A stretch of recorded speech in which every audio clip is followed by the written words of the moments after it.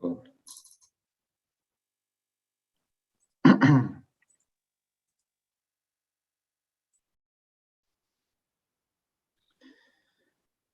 And the meeting will be recorded. And I think that I have to double check, but it may be advantageous for the panelists to keep the video on so that we show up throughout the video. If it does show, I don't know how it records.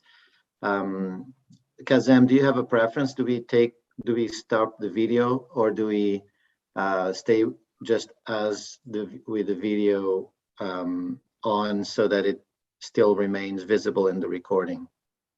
I think we just stay on and we record it. So if you need to edit the video later on, we can. Okay. And you'll take care of the recording, right? Yeah, we are live on YouTube right now, just starting now, and I'm going to record the meeting from now on. So all the floor is yours, and you're ready to go, but the room is still closed. So one of the speakers is not co-host, right? Miguel. Let me just check his status to co-host, because I'm going to turn on the security. So everybody is co-host. Am I right? Okay. Yeah. Sounds good. Yes, but the slides are being passed by Duarte, isn't it? Duarte, yes. Okay, okay. Right. Okay.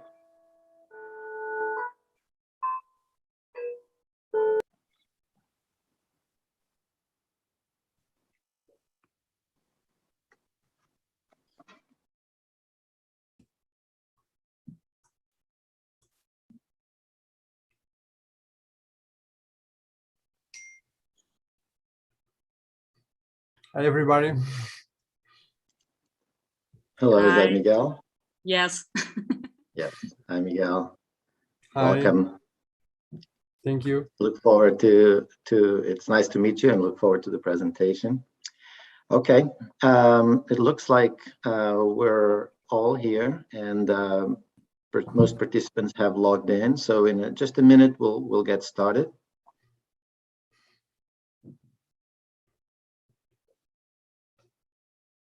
Okay, so we are going to open the room in about 5 seconds. Okay.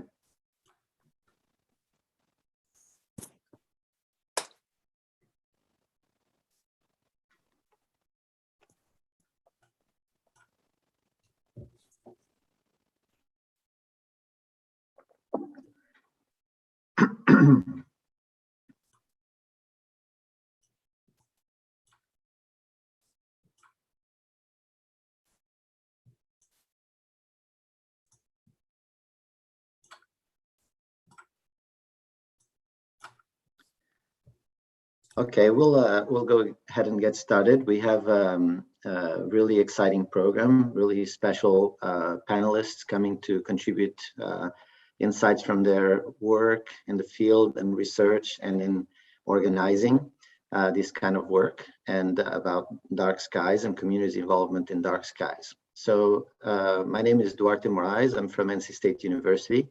I'm really delighted to be a co-founder of the Scott Webinars initiative, along with two of my colleagues I'll introduce in just a second. I wanted to bring your attention to our vision. We feel this program started at the beginning of the pandemic, when we felt that a lot of us, a lot of people, everybody was suffering with uncertainty of the future. And there were some very soon thereafter, there were some initiatives to try to help formal sector tourism organizations and companies adapt, pivot, and kind of survive this shock of unprecedented shock of the pandemic. As we know, tourism in general was likely the economic sector most affected by this pandemic that's still ongoing and afflicting our communities and our families. But there was not much work from academics and in industry and government policymakers and consultants about trying to help the very small businesses and very small communities figure out a way to survive this. And those organizations are the base of the tourism system. And they are also sometimes very dependent on tourism. And so we felt the obligation and the opportunity to kind of show up in our field and to help create the hybridization of knowledge among academics and other sectors of tourism, so that that focuses on small, smart communities and businesses. And so Scott Webinars exists to create this global interconnected network of people like all of us here today that are doing research, that are doing business in tourism. And we are also community members and community leaders, and we want to kind of ask questions and share our small wins and successful strategies with others, because we're all collectivists and we want to emerge out of this pandemic as a better industry, an industry that meets its responsibility as a force for peace and equitable prosperity around the world. And so with that, I'd like to introduce you to special people, friends and colleagues that are here today. They're my colleagues Kazem and Jafar. Would the two of you please introduce yourselves? Sure, with pleasure. Thank you very much. I'm Jafar Jafari with University of Wisconsin. And I have the pleasure of working with Kazem and Duarte in making this Scott webinar series a reality. As Duarte mentioned, one of the reasons we have this webinar series is because of COVID-19. I don't think we may have really started this initiative without it. And we remained, this way we remained connected. Before COVID-19, I used to go to probably one conference per month, and I'm talking about international conferences. Since COVID-19, my participation has gone up. We have done 35 webinars in the Scott webinar series. This is number 30, and then we do a satellite category. We have 5 over there. So doing 35 webinars or seminars, the old language, that's quite a bit of accomplishment, and we have participated in all of them. And then on the top of that, we are speakers in other webinars. So I can easily say that in the last 2 years, I have spoken at some 50 international webinars or conferences. Back to the main point that Duarte is making, this is a unique network of dealing with forgotten subjects in the field of tourism, forgotten not because of COVID-19, forgotten in general. And that is usually the tourism industry. Small communities of tourism receive small attention or no attention. Small operators receive no attention. And they are desperate. They were desperate before COVID-19, and they are still in the dark. So we decided to respond to a neglected need of helping small communities.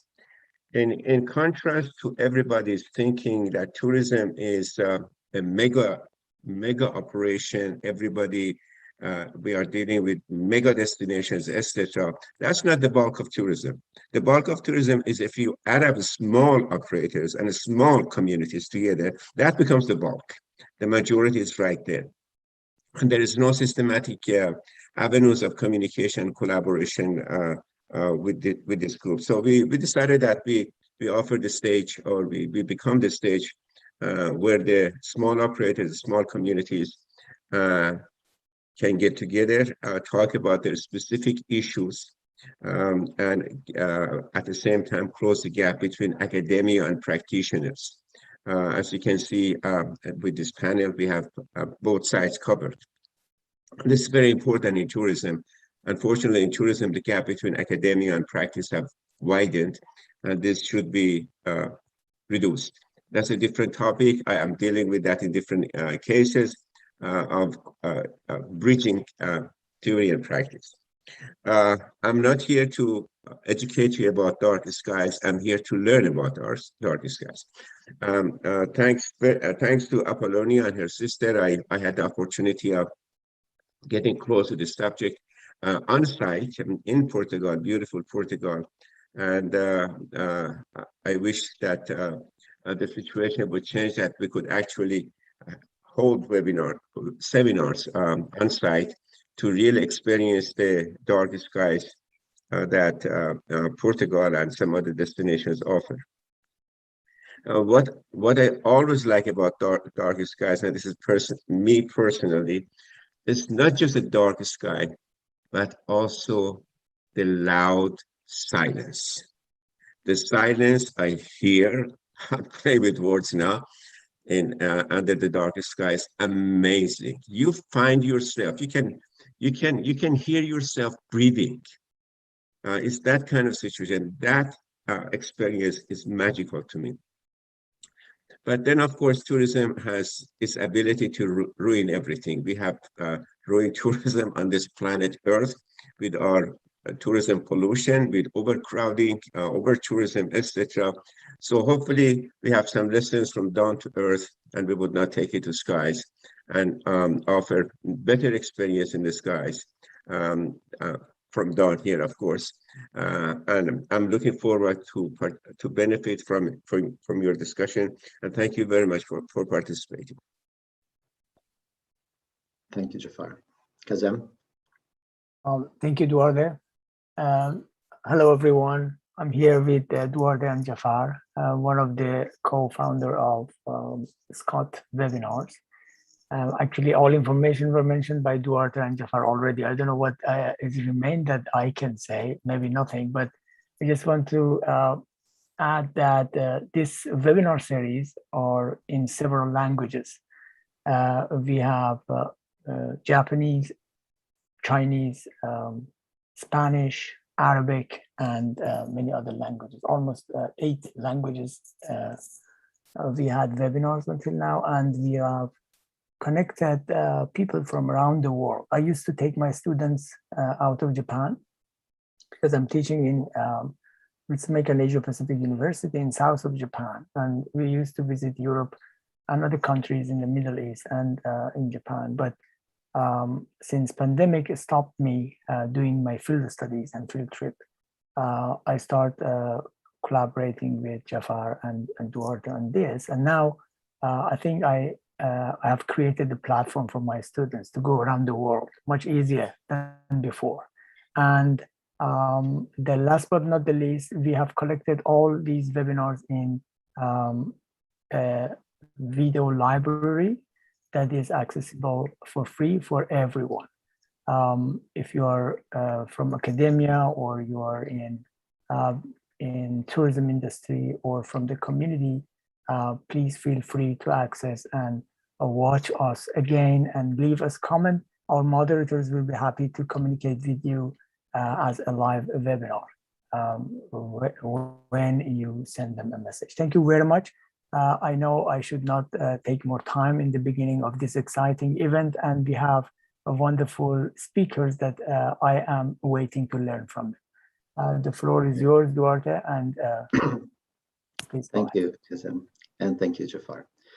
All right, so I will take only a few more seconds. Just take a minute to look through this list of ground rules. The panelists will stay connected, muted as we go through the program, and I would encourage all other participants to drop comments and questions on the chat.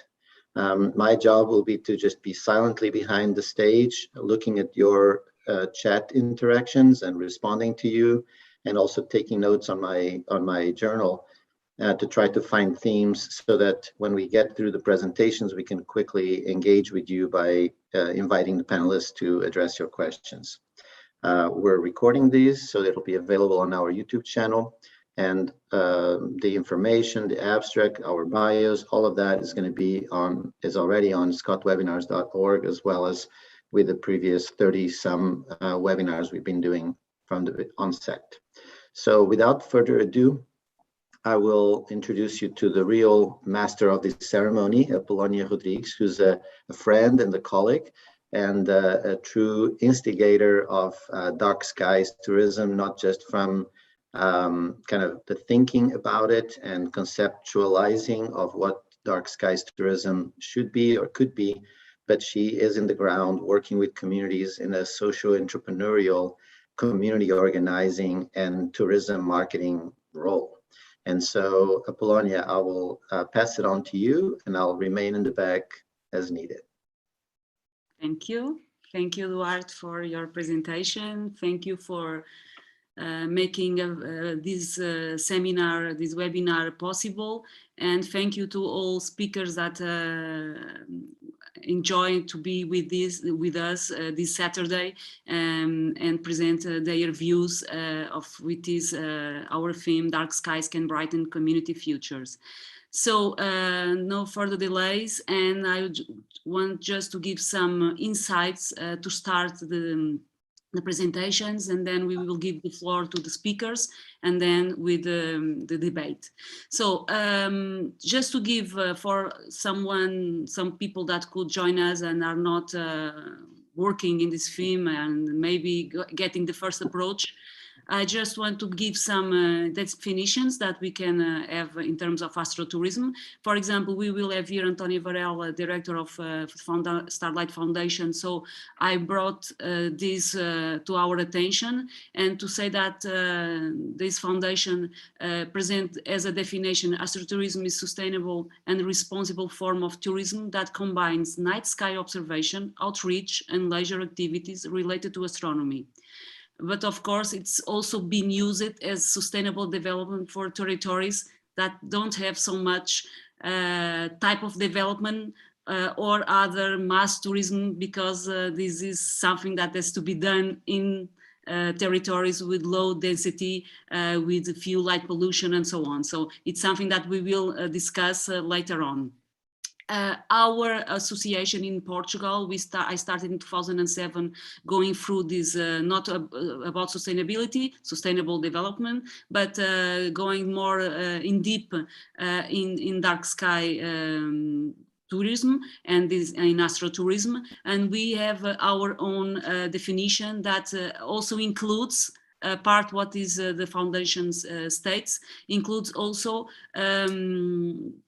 that our destination is not only what we have in Earth, but also a complex and dynamic system that is connecting Earth and the sky, because we present, and the stars are the universe, it's our resource. So we have to join that to our destination and to our discussion and to our work. So we add this form of considering the destination, not only what we have in Earth, but also what we have in the sky, in the universe. Next slide, please. In our case, and I just wanted to give the insight of what we are in terms of dark sky destination here in Portugal and the network we are developing. We have a territory, the development territory in dark sky concept. So we have a concept, we have a mission, we have a brand destination, because not only we talk about certification, about development, but we need to have brand destination, something that the outsiders, people coming from our region, know exactly what we are doing, what we are showing, what we are promoting, what we are doing in our territory. As I said before, we started, the first one was Dark Sky Alqaeda, and we started in 2007 with this specific work. And what we promote in our concept is using an integrated management sustainable destination model. This is something that I started to work in '98 with other projects, with, for example, learning sustainability. And then I continue.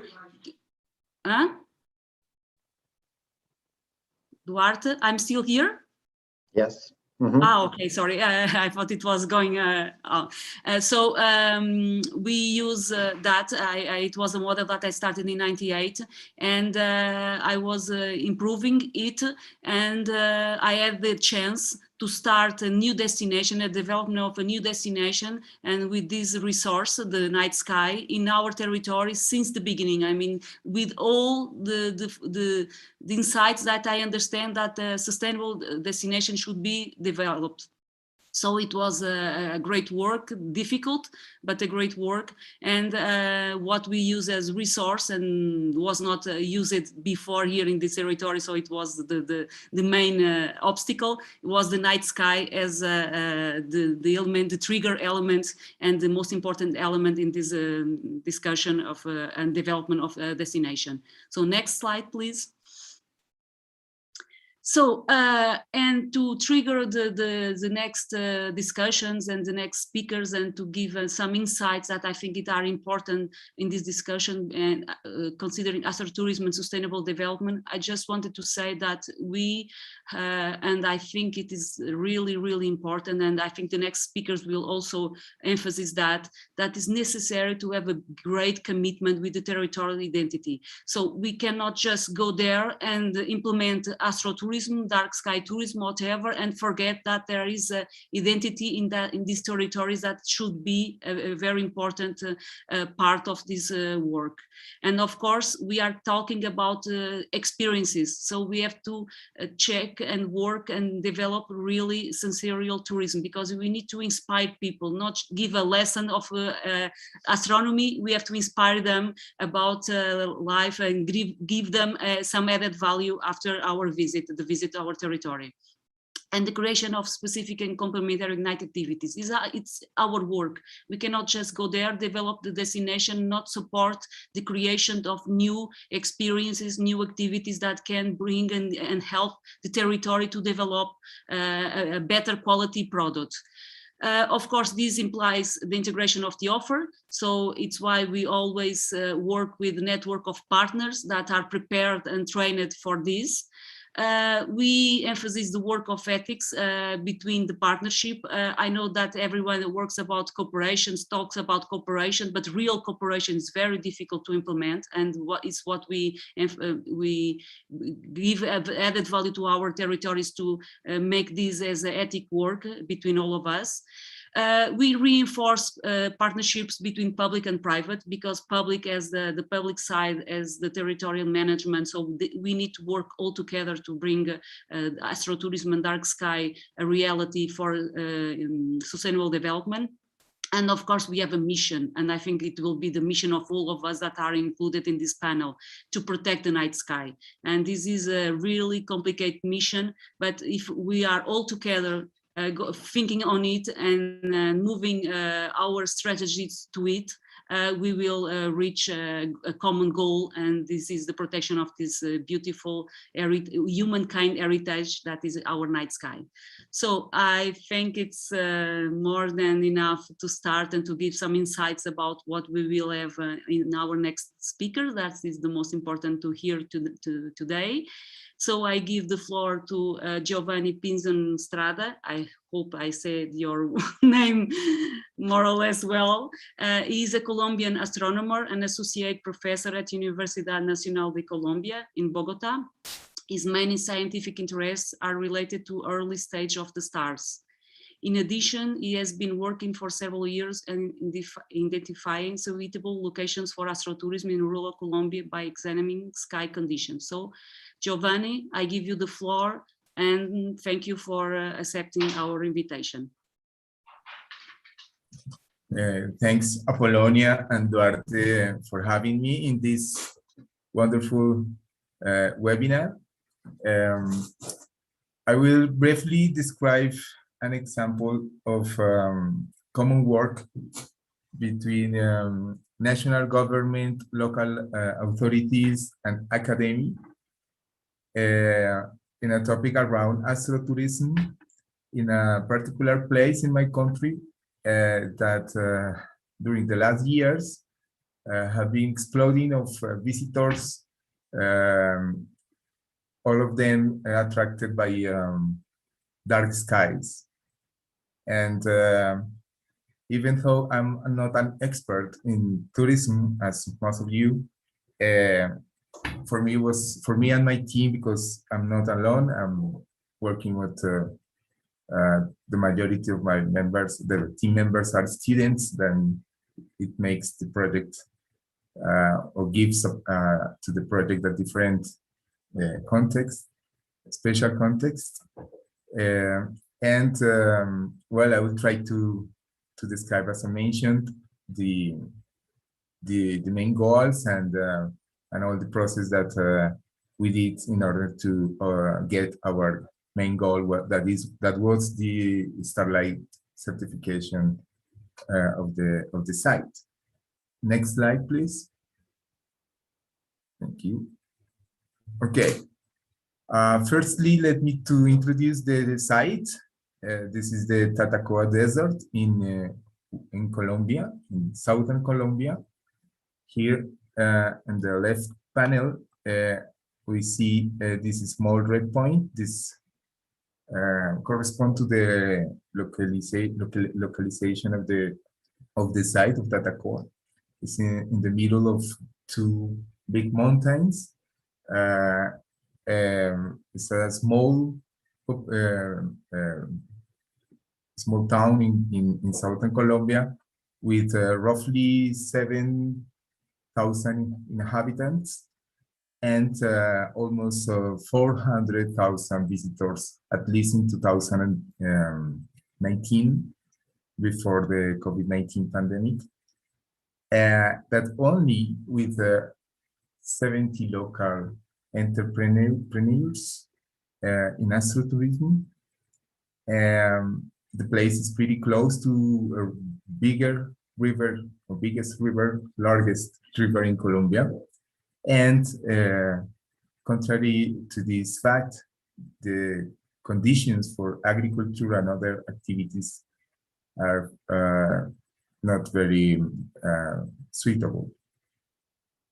In view of that, the national government started with an initiative of certificate, or to get the certification of the place for astrotourism with the Starlight Foundation. All of this, in spite of our location, remember that Colombia is in North and South America and placed inside the tropic. In the right panel, we see the amount of water vapor in the atmosphere, and we see that in red is shown the biggest amount of water vapor in our atmosphere. So Colombia and almost all tropic is the humidity is too high, and the possibility to get dark skies or clear skies without clouds is null.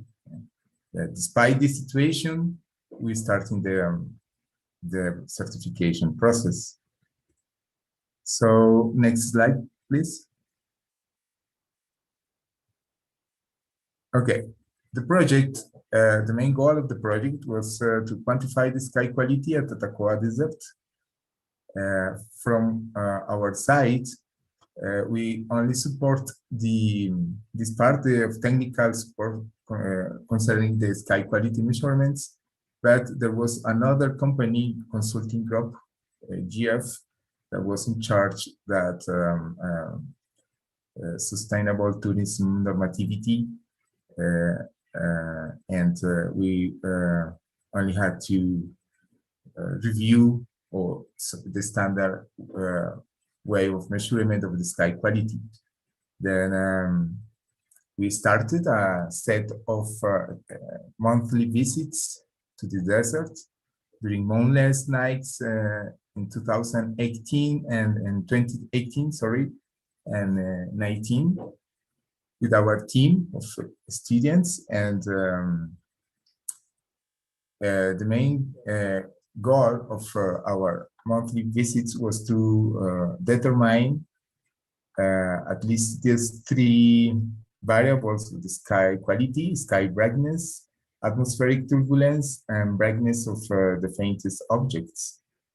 All these things we were done using small telescopes, instrumentation of low cost, and we validated our measurements of sky quality using satellite imagery from guise satellite that is shown on in the left panels. We see different three pictures associated to each one to one channel in wavelength in infrared. Because during the night we can't see the Earth in visible bands, then we need to move to infrared, and for that we use guise satellite that the images are for free. The point is, our strategy was to realize that each wavelength corresponds to a different height along the atmosphere. We show here the atmosphere structure in the size of the atmosphere is roughly 10 kilometers, and each one of these images correspond to heights of 3, 4, and 8 kilometers. Then, based on these 3 points measurements along the atmosphere, we were able to obtain these values for these 3 variables, sky variables like brightness, atmospheric turbulence, and faintest objects. And we were able to contrast our in situ measurements with those predicted by images. It was a very nice experience from the science point of view of academy in the topics that we were working on. And next slide, please. And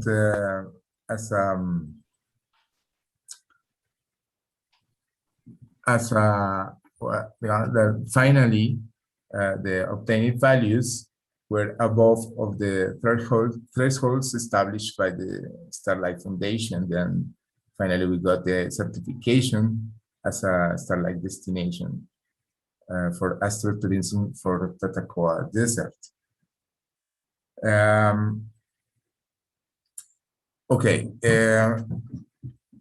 Despite of being a nice example of interplay between main agents around astrotourism, some challenges still remain, as the promotion of social appropriation of knowledge in the place. We are seeing that people there, local entrepreneurs in astrotourism, lack of basic knowledge of sky and astronomy. We don't want to turn these guys or these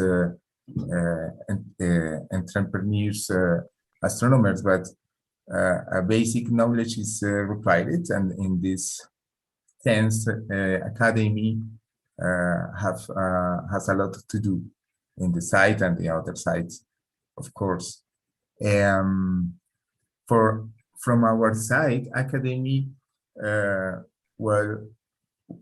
this kind of projects and interactions with rural communities is very important because it's in line with the mission statements of the academy and the university.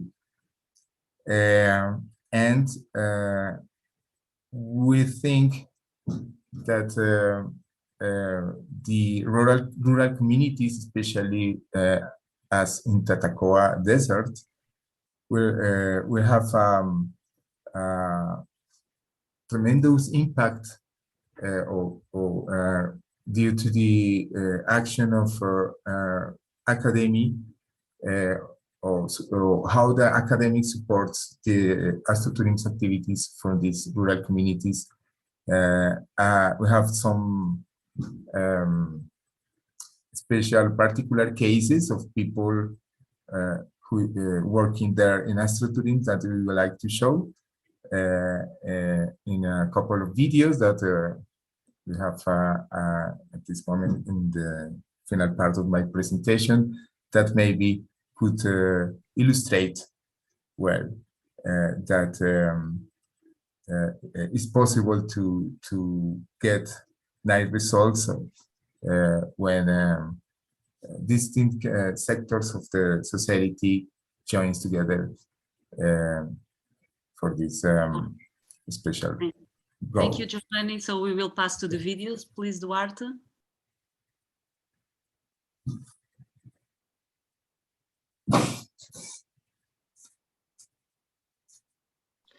Just a second while I figure that out. Okay, so it will be the community visions that we requested. So not only from the academic side, but also how these communities see this development and work the product in the territory.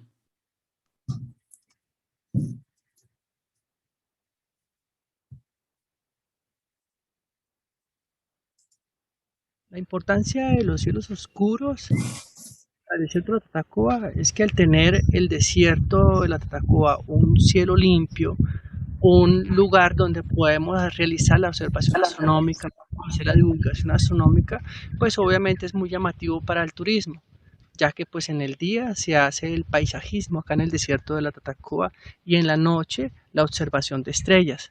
Al tener un destino limpio, sin polución lumínica, pues hace que sea atractivo para el turismo. Entonces, desde acá es importante cuidar y proteger los cielos de la Tatacoa.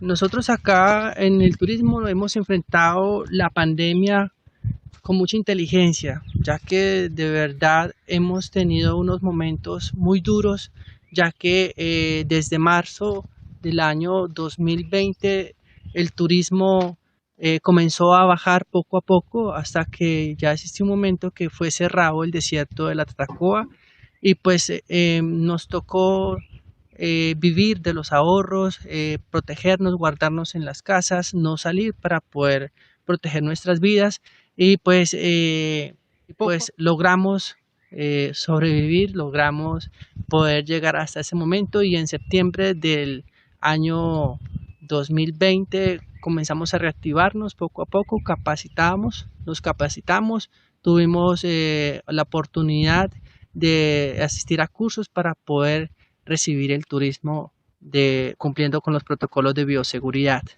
Realmente la certificación ha ayudado a nuestro desierto de la Tatacoa, ya que ha aumentado las personas, ha aumentado el turismo astronómico ha sido muy importante para la reactivación económica.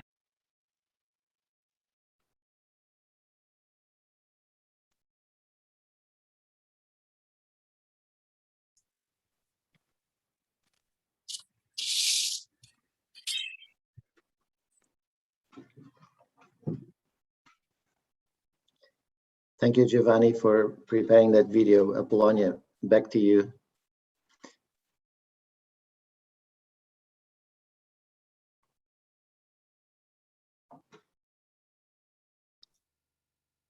Apollonia, you're muted. Sorry, sorry. I'm sorry. So I just wanted to say that we are passing to the next speaker.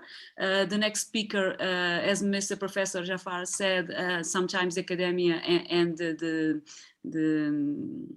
development side and the other side, or the tourism side, is not working very well. But this is an example how we will collaborate and cooperate for the academia to support the development in the field. So Auri Rodrigues has a PhD in tourism from the University of Aveiro. He's an assistant professor in tourism studies and an affiliate researcher at CIDEUS at the University of Évora. She collaborates as a researcher for Dark Sky Alqaeda, not only for Dark Sky Alqaeda, but all the process with developing Dark Sky since the beginning, since 2007. She collaborated also internationally with the Pennsylvania State University, the University of California, Berkeley, and the University of Siena. And of course, one of these main researchers' interests is astrotourism, sustainable rural tourism development, consumer behavior in tourism, and marketing. So, Professor Aurea, the floor is yours, and make your presentation. Please stick to the 8 minutes so we can go further to the debate. Thank you very much. First of all, I would like to thank the curators for this invitation. And today I'm going to speak about the key success factors for an astrotourism destinations. And as I was presented previously, I bring here the case of that Sky Alqaeda, the one that I've been working in the last about 10 years. Next slide, please. So this is the area of dark sky Alqaeda. The sky has no frontiers, so dark sky Alqaeda comprises a region of Portugal and one of Spain. So the one that is white, that appears white or black in the big image, is Portugal, and the gray one is Spain. Then there are other white spaces that are the other areas that developed, that are in the process of development at this moment. So Portugal has about 20% of the territory at this moment as is dark sky, prepared for dark sky tourism. And they work in network. I'm going to speak later the importance about it, but they work in network and in the principle of collaboration. So the territory is certified by Starlight Destination. It's very important when we develop this kind of tourism to certify the territory, because it is a work that is done every day, and the territory changes. So this allows people to know that it is with the proper conditions, and also helps people to maintain their vision that they have to work daily for to maintain this level of quality of the dark sky. In this case, Starlight Destination is the one that fits better for this territory because we want to develop tourism. Next slide, please. Choosing this marvelous picture of Miguel Claro, one of the biggest astrophotographers of the world, that is here at Sky Alqaeda, because it represents what is the vision of dark sky Alqaeda. First of all, we have an unpolluted and marvelous sky, but also the purpose is to develop and to reorganize and to reinvent the endogenous resources. So in this case, the official observatory is a previous elementary school that was not in use at that moment, because the population of this village at this moment is just of 40 people, sort of, and it doesn't necessarily loses for other observatories. It has the quality and has all the equipment, and for a tourist it's marvelous to see this reinterpretation of the space. So they came to a previous school that now they are going to learn about the wonders of the sky as a sensorial experience, and all of that makes the experience unique, and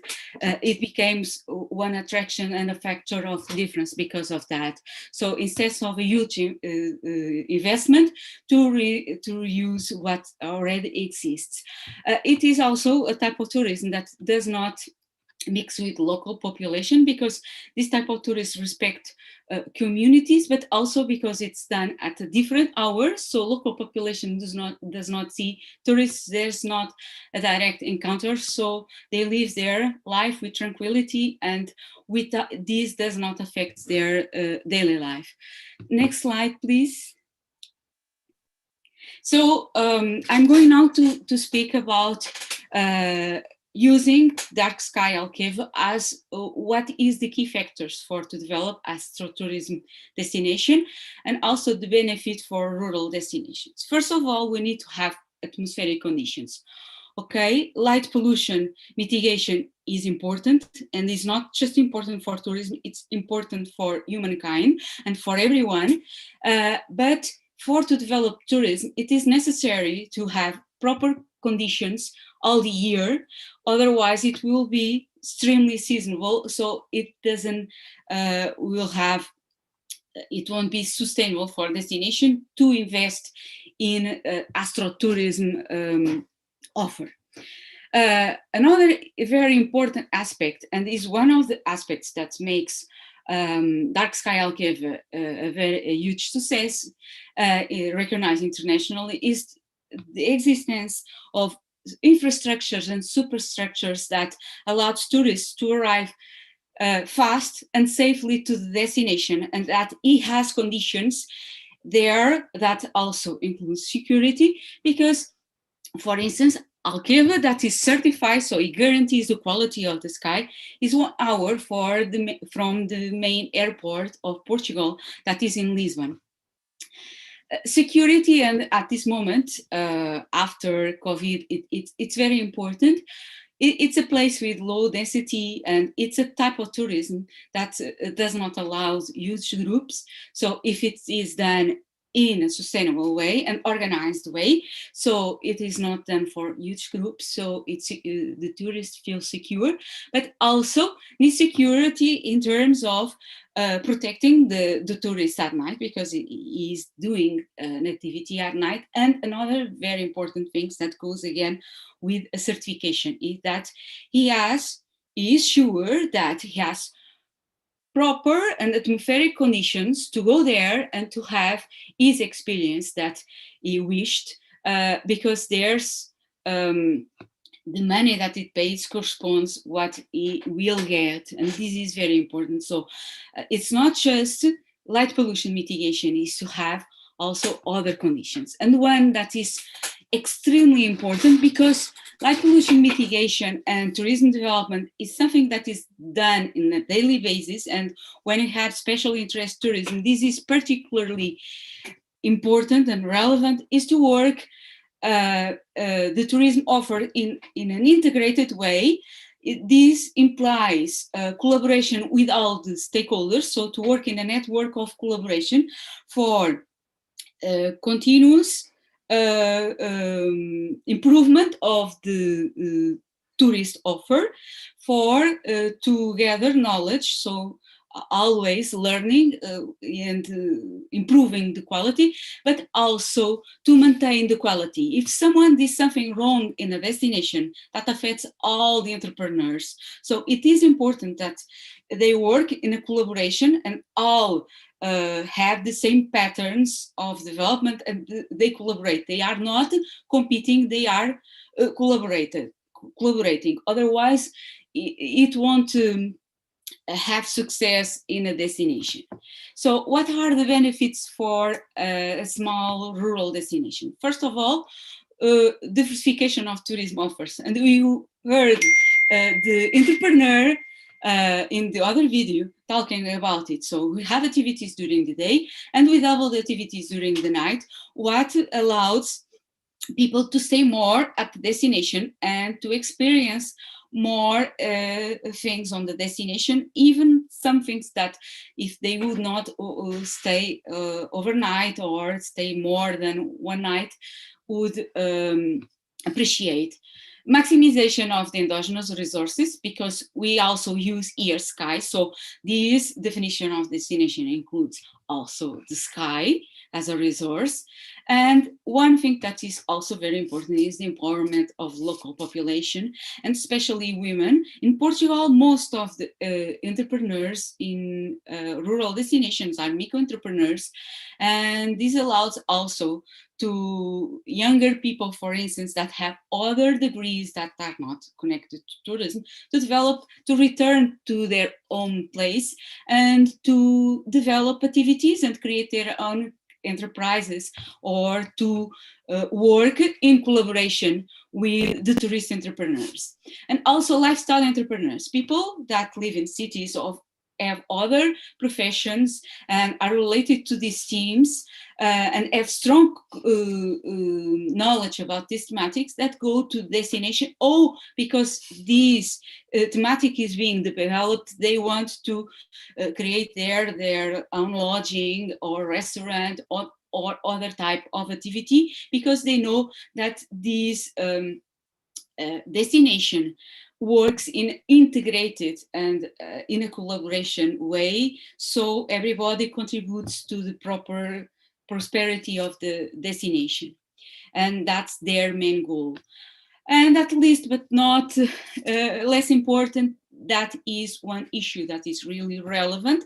That's why light pollution mitigation, even if there's no condition, atmospheric conditions that should be improved, is the light pollution affects the health of the local population. So this kind of tourism implies light pollution mitigation and results in improvement of the quality of life of the local population.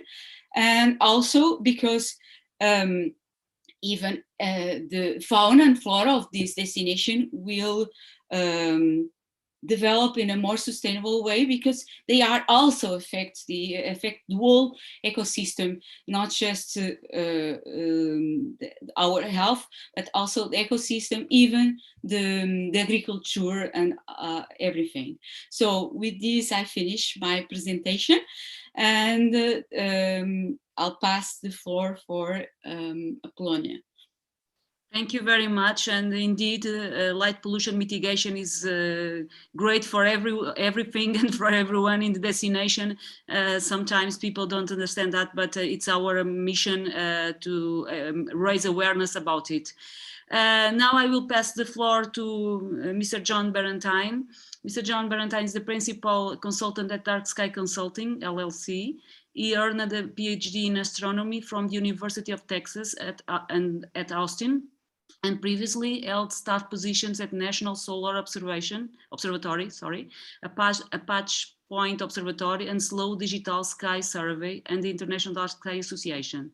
Throughout his career, he has been involved in education and outreach to help increase the public understanding of science.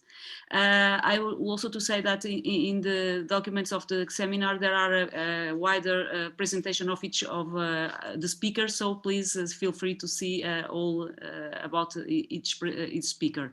So John Varentine, please, the floor is yours. Thank you, Apollonia, and thank you to Duarte for inviting me to participate today. My contribution to this event relates to my previous work during the past 8 years as Director of Conservation for the International Dark Sky Association and manager of its International Dark Sky Places program. This program accredits sites around the world for the quality of their night skies, as well as efforts to preserve natural nighttime darkness where it still exists and to rehabilitate areas where it has been lost. In my role with IDA, I had several opportunities to work with indigenous people, both in the United States and elsewhere in the world. Like many groups apply to the IDA's program, they were often interested in certification in order to support sustainable tourism enterprises.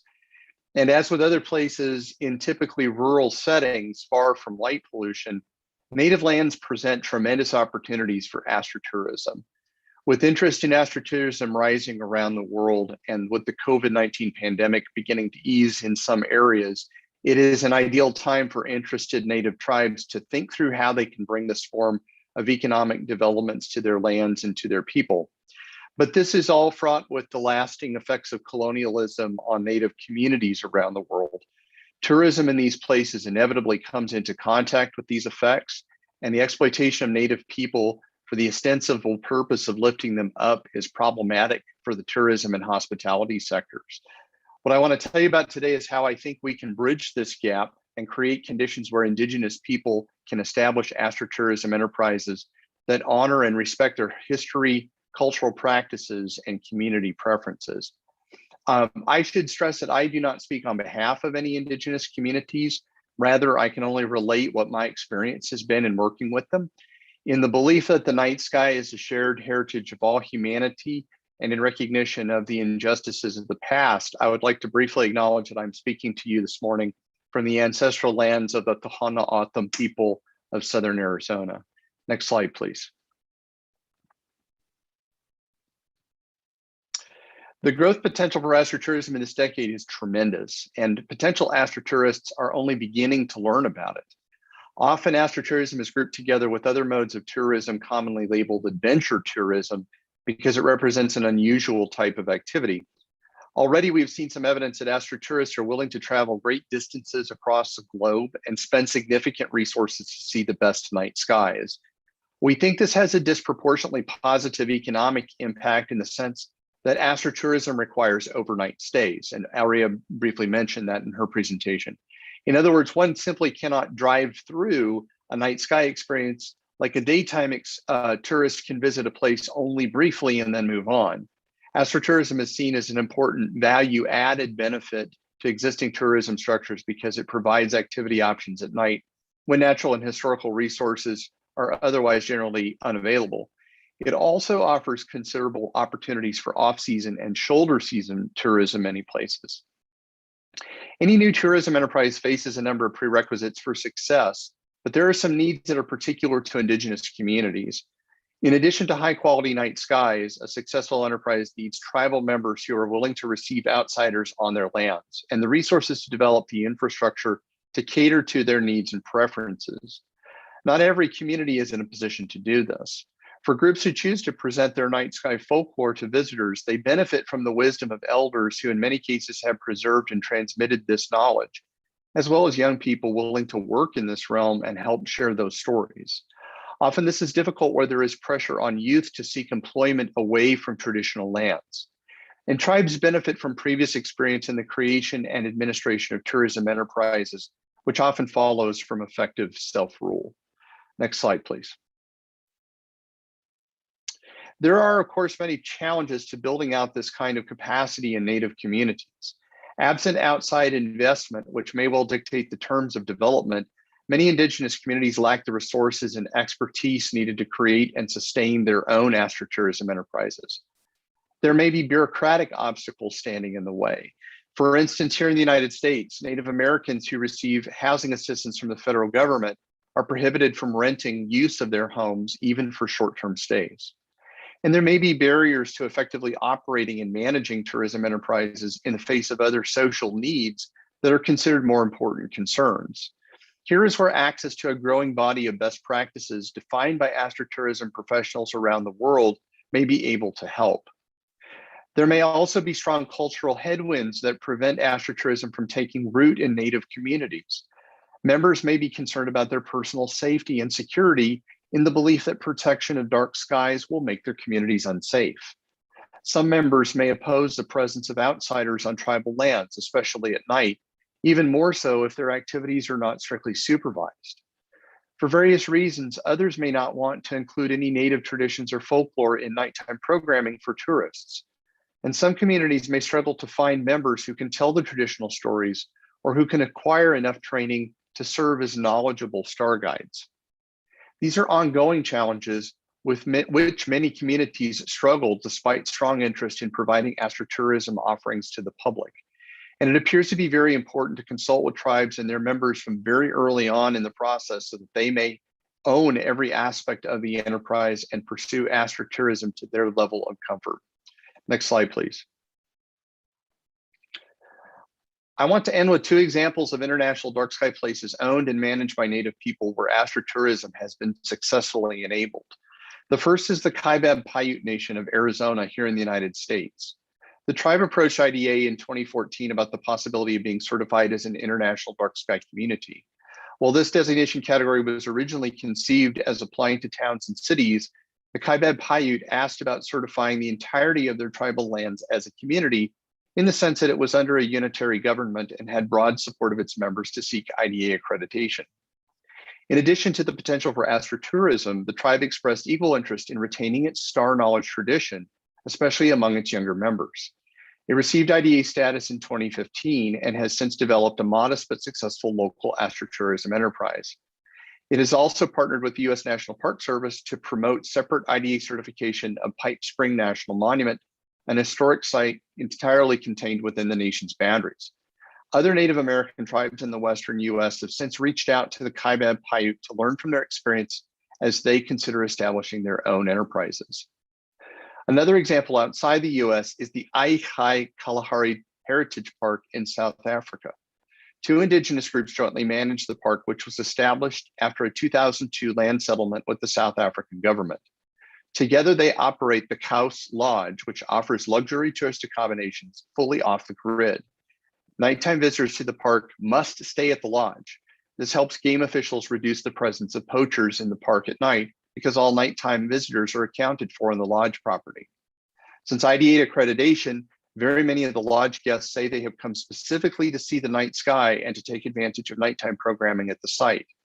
This has brought measurable poverty reduction among the communities of the Komani San and Mir people who live in and around the park, while maintaining control and decision-making capability strictly between the tribes. So I hope my presentation has conveyed a sense that there are equitable and sustainable means by which indigenous communities can establish and operate tourism enterprises. I thank you for your attention, and now I will hand it back to Apollonia. Thank you. Thank you very much for your concise and clear presentation and in time. And so next speaker will be Antonia Varela. She is a managing director of the Starlight Foundation, and he has a PhD in astrophysics from the Instituto de Astrofísica de Canárias and the Institut d'Astrophysique de Paris. She is a senior engineer at the IAC Sky Quality Group and the Star Formation Group. Antonia has over 100 scientific publications, and now we will speak about the work of the foundations, Starlight Foundation. Just to give an insight that I didn't say before, we are the first Starlight tourism destination in the world certified by the foundation, and April 2011, so we have more than 10 years of certification this year, so it was been a long way. Antonia, the floor is yours. Thank you very much, Apollonia, and thank you, Duarte, also for the invitation to participate in this great webinar. Greetings, everyone. It's an honor to be here. My name is Antonia. Much of my work, as Apollonia has said, is on astronomical sky characterization of the Canarian observatories, dark sky issues and solutions nationally and internationally. This brief presentation discusses the main goals of the Starlight Foundation, and I will make some reflections on astrotourism, where it should take place and benefits and values associated. Next slide, please. In the first International Starlight Conference held in April 2007 in La Palma Island, promoted by the Institute of Astrophysics of Canary Islands, emerged the principles and recommendations contained in the Declaration in Defense of the Night Sky and the Right to Starlight, or La Palma Declaration, in which representatives of UNESCO, United Nations World Tourist Organization, International Astronomical Union, Council of Europe, many commissions of United Nations and international non-governmental organizations and others launched this international movement in defense of the sky, promoting the dissemination of astronomy and sustainable high-quality tourism in those places where the night sky is scaled. After this conference, the foundation, Starlight, is created as the entity responsible for the development and promotion of the Declaration of La Palma. Our main goal, or the protection of the night sky to promote the smart lighting and energy saving, the cultural diffusion of the astronomy, and the local sustainable economic development through astrotourism, including training, advice, and consultancy. Next slide, please.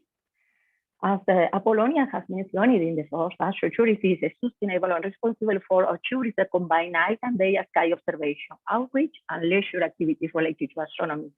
We think that the actual trends or desire to enjoy stargazing, the interest in knowledge, particularly in astronomy, demand for quality and expertise, selectivity of destinations, to visit infrastructure related with the astronomy, and the search for authentic experience. Then, to be leaders in astrotourism it's necessary to innovate, diversify, and sophisticate the offer, personalizing it in each destination, linking with its heritage and natural and cultural resources, and promoting the development articulately, involving public administrations, scientific institutions, specialized guides, entrepreneur cluster, and local communities. Next, please. But not every dark sky location is suitable for astronomy. In addition, with the environmental requirements and requirements related to natural, cultural, and scientific resources, these places have to be visitable, accessible, and safe. It's necessary the existence of lighting, intelligent lighting strategies and regulations, the existence of strategy and management of starlight-related resources and knowledge, and the development of a macro management program or master plan and feedback. To achieve these objectives, the International Starlight Certification System is created aiming to promote worldwide a different way of caring for and defending the sky. Value is as a necessary resource for life and also as an intangible heritage of humanity, guaranteeing the ability to enjoy the light on the stars and development of activities based on this resource. And then the Starlight certification brings science and tourists together for the first time, and it's supported by the United Nations World Tourist Organization and the International Astronomical Union. The Starlight reserves Starlight tourist destination or scenarios that incorporate the observation of the sky as part of the natural, scenic, cultural, and scientific heritage, encouraging star tourism. And is granted also after the Covenant of Mayors or adhesion to La Palma Declaration, and after rigorous audits, both astronomical and astrotourism, as you know, in Alqaeda or in Tatacoa, for example. There exists other accreditation to test spaces, activities, companies, rural houses, hotels, stellar parks, etc., that meet a series of requirements that are favorable for stargazing and promote the development of activities related to this natural resource. There are more than 150 certifications in the world in more than 10 countries and growing more than 300% in the last 2 years internationally, covering more than 85,000 square kilometers. Almost, we have almost 600 adhesions to the La Palma Declaration and more than 300 starlight guides and monitors of 15 nationalities. Next, please. Starlight choice, according to Starlight criteria, is a responsible, sustainable, and innovative form of tourism, which promotes the creation of quality employment and the diversification of the current offer of companies and agencies dedicated to the tourist industry, but also to the sky monitoring, fostering the design of new technology for astronomical characterization. Also, this tourism is a powerful tool to disseminate the astronomy, also continues to expand the overnight stay, the deseasonalization, and the decentralization of supply. Starlight astrotourism is also a powerful tool against depopulation, offering young people an alternative with technical scientific connotation that make it very attractive to them. Starlight training is the only training in the world in this category, in which the Starlight Foundation is pioneer. Also, it involves the astrotourism with the creation of new spaces, maybe recovering some abandoned churches or lighthouses, and also implies the revaluation of the cultural, historical, environmental, biodiversity, ethnographic, and all the heritage of the territory, empowering local communities. And finally, the Starlight Foundation promotes inclusive astrotourism initiatives and encourages tourism as an instrument of peace in conflict and impoverished areas, and promotes sustainable development and education in disadvantaged rural environments. And finally, also we promote the role of women and girls in science and astronomy, working scientific vocation among young girls, and promoting the training of women as starlight monitors. And in COVID pandemic emerges favorable because it's developed in open, safe, attractive, and not overcrowded places. Just to finish, let me please show you this proposal. The Federation of Business and Women, BPWS10, and the Starlight Foundation have signed the covenant for the promotion of the sky as the Sustainable Development Goal 18. The Starry Sky is also an opportunity for development and empowerment for many women in rural settings who suffer from dramatic depopulation. Women from indigenous and local communities or often repositories of traditional knowledge, which is critical to ensuring the livelihood, resilience, and culture of their communities. Then, in this way, the sky becomes a resource to be safeguarded, not only for science, but also as cultural, environmental, and biodiversity health and quality of life heritage, as an engine of sustainable economy through astrotourism. Please sign the petition in this webpage. Thank you for your attention. Thank you, Apollo. Thank you, Antonia, for this lovely presentation and to speak about our starlight family that we belong since a long time ago, since the beginning, and it is a really, really long journey, but a successful and profitable long journey altogether in this starlight family. And now, before the debate, nothing better than show to our to the people who are listening us what is this beautiful night sky, because we are talking about astrotourism, dark sky tourism, we are talking about destinations, but nothing better than to conclude or to open the appetite for the debate with the expressing what is really our dark sky through the images of Miguel Claro. Miguel Claro is a Portuguese professional photographer, author, and communicator astronomy science through public talks, stargazing sessions, articles, exhibitions, and astrophotography workshops. He is specialized in astrophotography of landscapes or skyscapes, and he is official astrophotographer of Dark Sky Alqaeda and of Dark Sky, all the work of Dark Sky, and photo ambassador of ESO, European Southern Observatory, and Space.com contributor and photo member of TWAN, The World at Night. So, Miguel, please talk about this beautiful work you do through your images. Thank you very much. The floor is yours.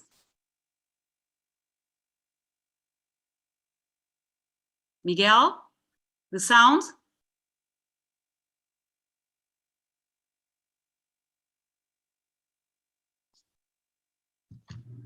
Now, can you? Yes, yes. You were muted. No, sorry. I have changed the micro, but it's now working. Okay. So the floor is yours, Miguel. First slide. Okay. Okay. So with this first picture that I choose, it was taken in one of our areas inside Dark Sky Alqaeda Reserve. And as we can see a lot of star trails in the sky. And this is what happens when we left our camera shooting for a long time, like for 3-4 hours, as we can see the shape of the stars surrounding what seems to be an apparently pinpoint star, which is, by the way, Polaris. In this case, I was trying to frame one of the trees because our fields and landscapes are full of amazing olive oil trees and corkwork and homework trees. A lot of also with the Milky Way. Sorry, my phone is ringing. And also with the beautiful landscapes in Milky Way. So in this case, as you can see, we also not only see the path of the stars, but also the difference between the brightness of the stars and also the color. As we can see, our eyes is not so good working with colors and their darkness or during the night sky, during the nighttime period, because we use different type of cells in our eyes. For example, during the day, we use the cones, which is responsible to capture the color. But during the night, we use the rods, which are, by the way, very sensitive to the light, but not to the color. But the color exists, and all the stars has different colors regarding their temperatures. So as you can see, we have the blue pads, we have the yellow and the orange pads, which means that the blue are the hottest stars. And for example, the yellow or the orange or the more reddish pads are regarding the cold stars.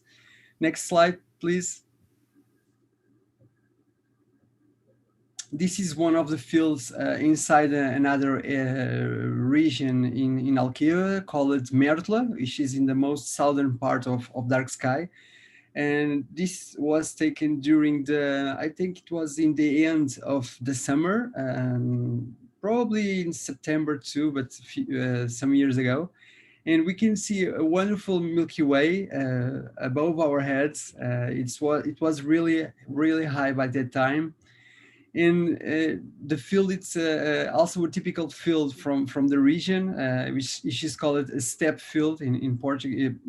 In Portuguese, it's steppe, but it's like steppe field. A very yellow, very free of trees landscape. And we can see also a bit of air glow in the sky. We had some clouds because we are entering in the winter. And we have a beautiful, also a nice average of clear night sky, clear skies, 284 clear nights per year, which is, by the way, great. But sometimes we also have clouds, and at the end of the summer we can see some clouds. We can see also what we call the summer triangle, which are the three main stars above, forming the shape of a triangle in the center of the picture. And we also can see a little patch, oblong patch in the left part of the image, which is our galaxy, our neighbor galaxy, Andromeda Galaxy. So we have a lot of nice things happening in the sky, but only a picture like that can show this in detail, like the red patch and violet colors from the emission nebula. So next slide, please. Sorry, this is the next one, or okay. On this picture, it's a close-up image. With a little short focal distance, and we can see the core of the Milky Way. This is what we can see under the summer, and when we are facing to the south area, we can see the core of Milky Way with the Sagittarius constellation, which are the stars a little bit low to the left. I don't have a pointer here, so it's a bit difficult to explain.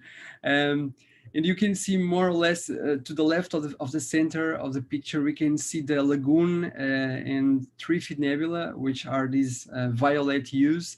We also see more of these colors spread around the region, because this center and core of the Milky Way are full of deep sky objects, nebulas, and also star clusters, globular and very, very small to see with the naked eyes.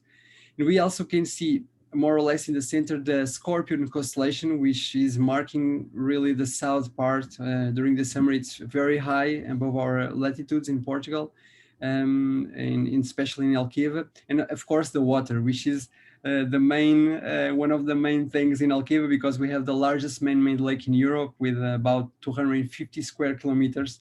So this Alqaeda lake, it's very important because we have a lot of activities under this lake, like for example, canoeing during the night and going to a nice place to stay, just enjoy the sky and see the stars. So next slide, please. Okay, this is one of the examples of small events that we normally do. Normally we have a big one, which is the Dark Sky Party Alqaeda. We normally do it, started 7 years ago, so if I'm not wrong.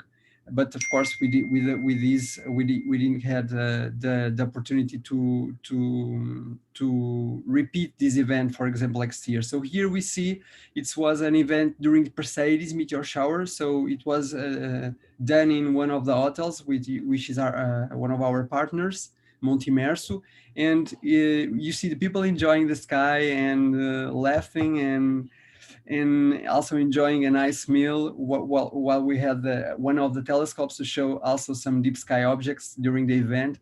And this one is a long exposure. During a few shots, I could capture some of these meteors, the shooting stars.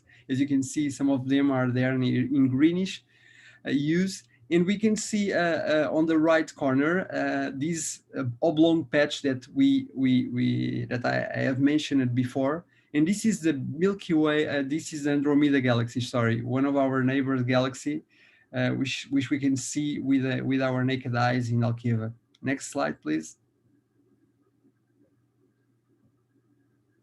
Okay, so this is a close-up of that nebula, that galaxy. Sorry. Although, as you can see on this picture, which is a combination of RGB light.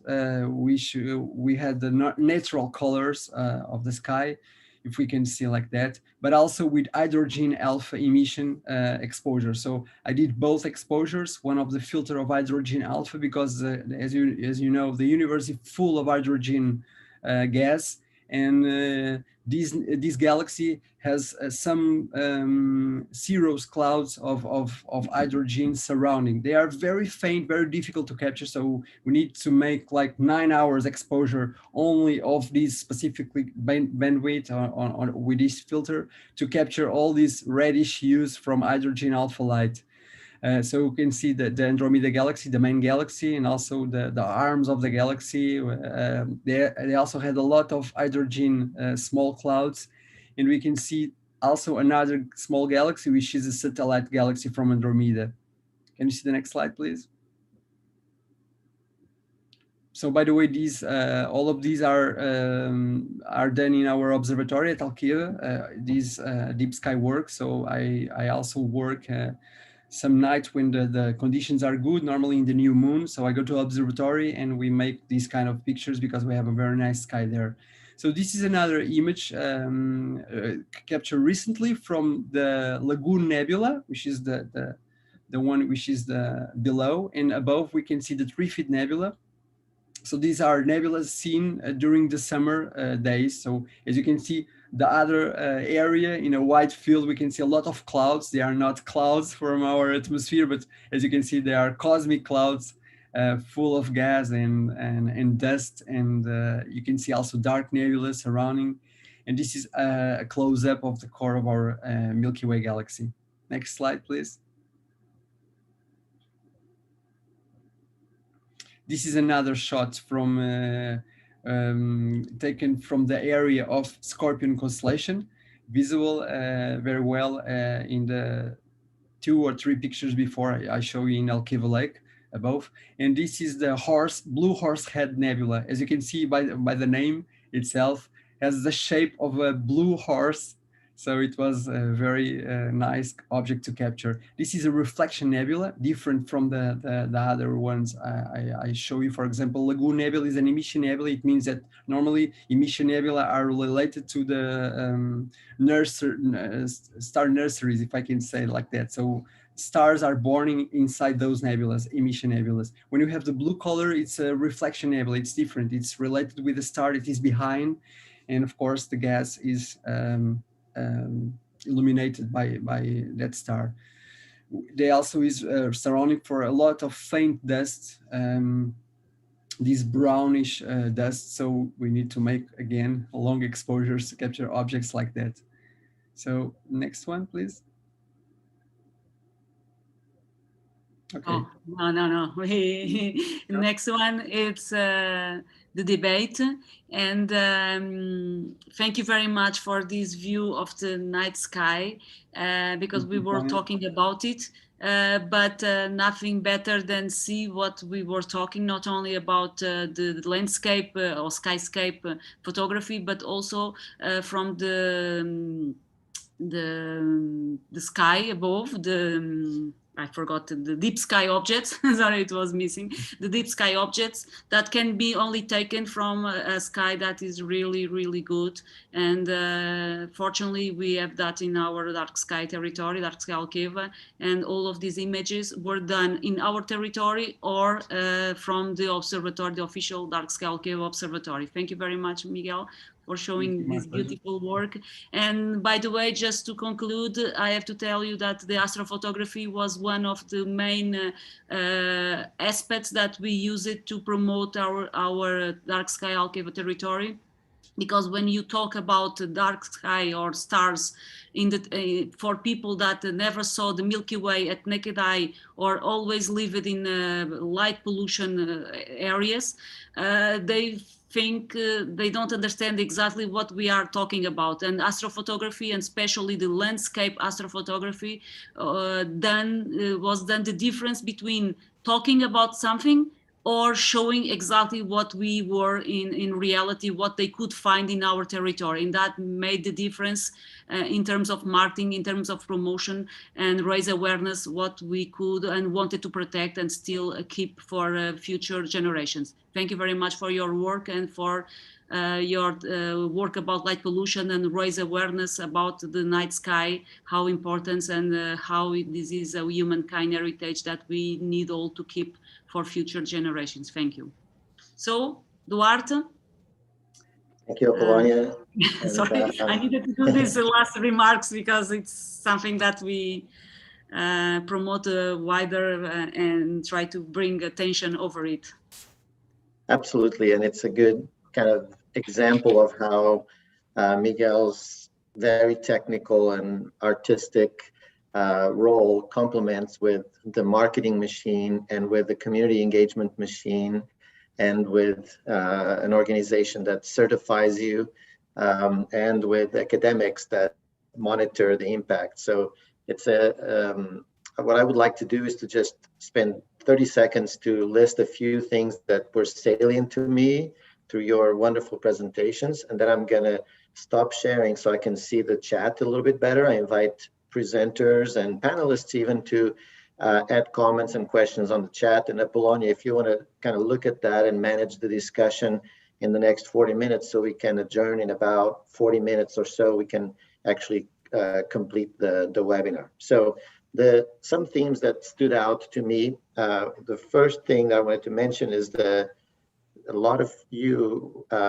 alluded to an integration between formal sector partners and local community member entrepreneurs, small entrepreneurs, micro, women, and maybe lifestyle entrepreneurs. And Audia, for example, mentioned the importance of coordination and collaboration so that there's not just kind of ugly competition. So that would be interesting to hear more about that. The other issue that has, I think, stood out from presentations is astronomy as a science, and then in addition, indigenous and local knowledge. To what extent do you see these colliding or complementing each other so that local people are not feeling ignorant of what's going on for real and external to what people come to see, but instead they feel validated and they also pick up on some scientific knowledge that they didn't understand before. And already some of you have mentioned issues in that regard. And then I thought something very pragmatic that was repeated was the guarantee given to tourists that they will likely have a good experience, that there will be maybe low pollution, low cloud density, and so that they can travel to this area to really observe something they cannot observe back at home. So kind of the guarantee that comes from certification and from the destination being kind of well coordinated to make sure that things go well and that they do get to experience the high quality. And then the last thing, it's more of a personal thing. I wonder, if as people come to one of these communities and they observe the skies, I certainly had a little bit of that kind of metaphysical feeling looking at Miguel's photos. It just makes me feel small. It makes me feel small, and I wonder, is this kind of tourism a privileged experience to help tourists and locals have a sense of human oneness? We talk a lot about tourism as a force for peace and of dismissing stereotypes and the perception of us versus them and the other. Do you sense from your experience that when people see how little we are in this cosmos, that it's an opportunity to kind of inject that message to the visitors and of course to the locals? So Apollonia, the floor is yours again. Manage this discussion in any way that you deem best. All right, and I'll just kind of step back in when we're running up into time. But in meanwhile, have fun, and I'll bring us out of screen share. Okay, thank you very much, Duarte. And yes, taking the floor from your last comment, it is really important to pass the message that we are small, and not only we have to protect this night sky, but we also have to protect the earth, where we live, and people that join the sessions, and our sessions in Dark Sky Alqaeda, as I said to you, I said to all of you, is for inspiring, not a lesson of astronomy or what kind of thing. It's just an inspiration, and then if the participants want more knowledge, we are prepared to give more knowledge, but mainly is to pass through the night sky, the beautiful night sky, and some amazing facts that can give us the idea that we are really small, and we have to be more human, more empathic with the people, and with the territory, with the universe, with the earth, and to be more, as I say, human. And I think we are able to pass a message because people in the end are very, how we say, are happy and feel that they encounter something bigger than them, and they feel a human, they feel like human again, not machines that are all day connected with technology and have to live quickly. They feel the need of getting more in the dark, get more in the silence of the night, and watch what is above us and how big it is, everything above us. So I think this is the most important sorry, thing that you can do in our sessions, and be missionaries of this important feeling of the night sky. Duarte, I have to pass you the floor. Sorry, my throat is going dry. Okay, so would any of the panelists like to pick this up? Maybe maybe Aurea, I wonder if I can put you on the spot, because you mentioned, and then you, Antonia, because Aurea, you mentioned the sky has no borders. So why don't you take a stab at this, and we'll move on to Antonia whenever ready. Okay, so let me try to put the sound. Yeah, you're good. I'm okay? Okay. Yep. This is not working well. Okay. Yes, it's funny because a few days ago, I sent a paper to a journal, and they told me that they could not accept the work because not all the destinations have skies. I just laugh, but it's this idea that we hear the word dark sky, and people do not think of the sky as something that it's above us. It's of everyone, even in cities and everywhere. And there are places where it is more or less polluted. So the work has to be done in order to pollute less. And it's not just in rural destinations to work, teaching people that it is necessary everywhere. So astrotourism also can help at this level, because people will go home aware of this situation and knowing that it's possible to start to speak with the local authorities and all of that, and to start this discussion for pollution to be more mitigated, because it is possible, even in cities it is possible. To remember us that everyone has a sky on the top of the head, so it is universal of everyone that lives on on Earth, and to remind people that it is something that is beautiful and could be appreciated if it is not polluted, closed with pollution and other aspects that does not allow to appreciate them, appreciate it with all the splendor that it has, and remind us of the beauty of that we have in life in simple things.